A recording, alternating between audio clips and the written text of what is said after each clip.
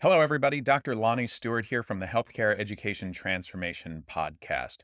Are you a physical therapy student about to start studying for the National Physical Therapy Examination? Or maybe you're a professor, a program director, or clinical instructor who teaches DPT students preparing for the NPTE? Either way, we would recommend checking out our sponsor, NPTE Final Frontier, and the community they've built around preparing for and succeeding on the NPTE. That exam and the preparation that goes along with it can be long, tedious, difficult, and stress inducing, but it doesn't have to be. NPTE Final Frontier has the tactics and resources to help address all of the usual barriers. They even have scholarships to help with NPTE study courses, FSBPT registration fees, and even research opportunities. And if that's not enough, they're even donating to the very first annual HET Podcast Scholarship to be awarded at the end of every year. Go to npteff.com for all of the details and use code HET for 10% off all purchases. Links to both the NPTE Final Frontier and their scholarship options are available in the show notes. And now, let's get ready to learn.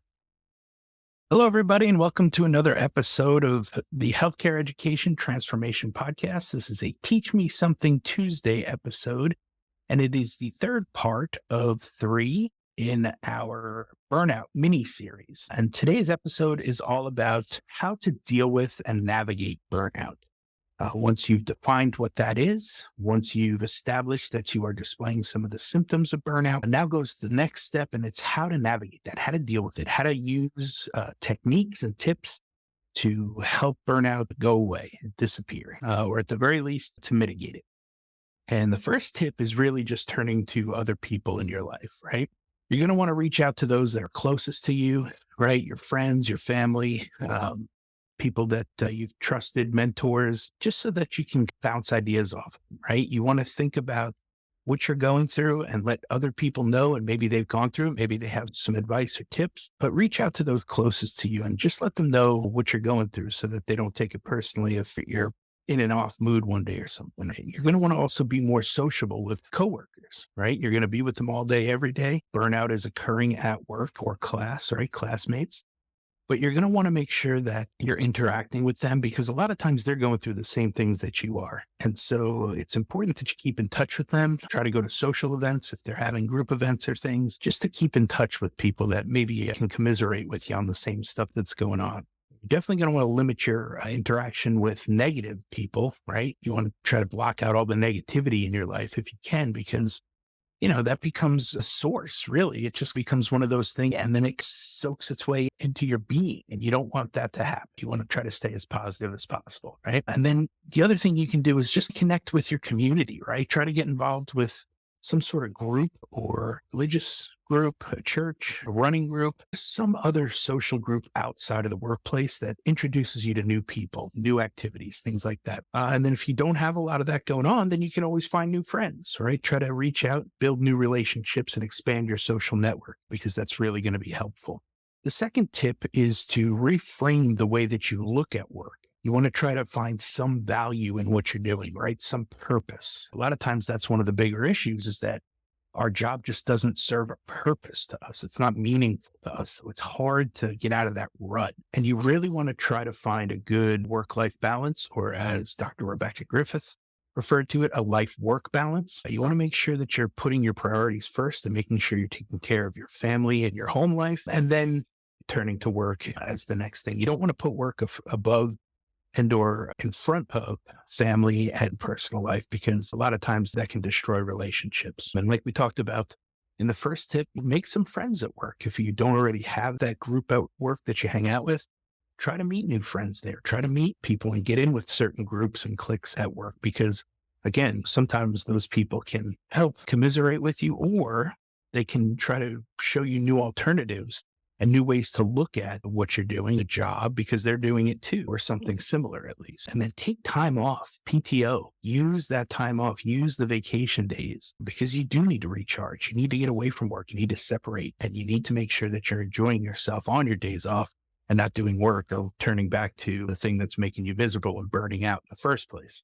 The next tip, number 3, is really reevaluating your priorities. You want to try to set boundaries and make sure that work isn't the end all be all, or that you're accessible 24/7, right?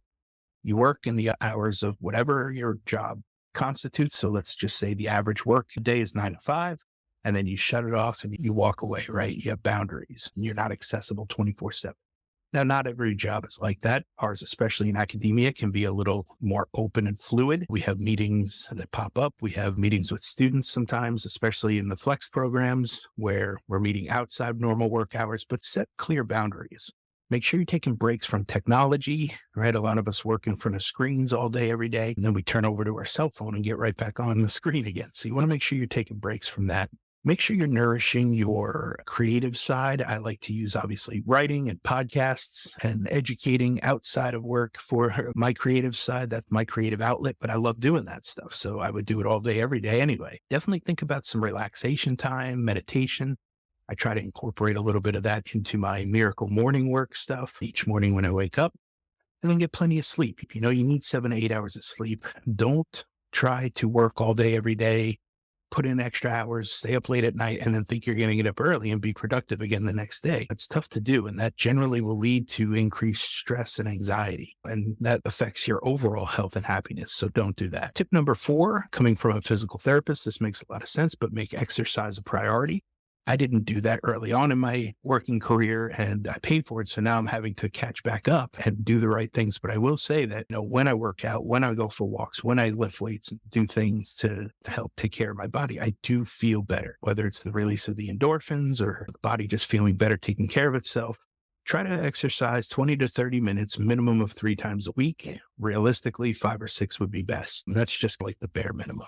Last tip is to support your mood and energy levels with a healthy diet. This one is, again, a general health tip. It's a no-brainer. When I was doing home health, I was driving around a lot, eating a lot of garbage food, not really fueling my body with food. Instead, I was just eating to sustain and grab something quick and go. And basically, it was to make sure that I stayed on schedule with my work life. That was not helpful. We know now, or I know now, that I really should have been just preparing my lunches ahead of time, right? Preparing my meals and breakfast ahead of time. Really just getting rid of the sugar and the refined carbs. Those are obviously bad for you. Really reducing the intake of foods that can really adversely affect your mood. Caffeine's not great for you. Unhealthy fats and foods with chemical preservatives all affect your mood in a negative way and your hormones. So try to stay away from that stuff. Eat more omega-3 fatty acids to give your mood a boost. And we know things like salmon and herring and mackerel, anchovy, stuff like that. The fish all have a lot of omega-3 fatty acids. I don't like a lot of those, so I usually just take a daily pill for that, a supplement. And then you're going to want to try to avoid nicotine if you can, because there's pros and cons to nicotine and alertness, but at the same time, nicotine generally comes with the cigarettes, and a lot of the chemicals that are involved in cigarettes, although they may seem calming, they're actually a stimulant, and they generally lead to higher levels of anxiety. Not great for you. And then last but not least, drinking alcohol in moderation. While again, alcohol temporarily may reduce your worry, in the long run, it'll just cause more anxiety when it wears off. So these are just a lot of general health tips that we know, but everything that we can do to maximize and optimize our life at work will help you with dealing with and navigating burnout. So try to, hit as many of those tips as you can and really try to become a better version of yourself, a healthier, more well-rested, more social individual. All of those add up to somebody who's going to be able to fight and navigate through something like burnout at their job and in their career. So hope those tips were helpful. You can definitely do a deeper dive on this. We've got some more fun and exciting things on burnout coming throughout the year. So we look forward to helping you with that. I hope this was helpful, and we will see you on the next episode. Well, I hope that episode was entertaining as much as it was informational and educational. If you enjoyed this episode or any of our past episodes, we ask you to please subscribe to the podcast and leave us a rating and review. And please share out the episodes to those who you feel may be able to benefit from them. We also urge you to follow us on all social media platforms at HET Podcast and let us know what topics or experts you would like to hear from in future episodes. And just as a reminder, none of the information on today's show should be considered medical advice. It's simply infotainment or edutainment to help educate our audience. For medical advice, we always advise you to reach out to your preferred medical professionals, and we'll see you on the next show.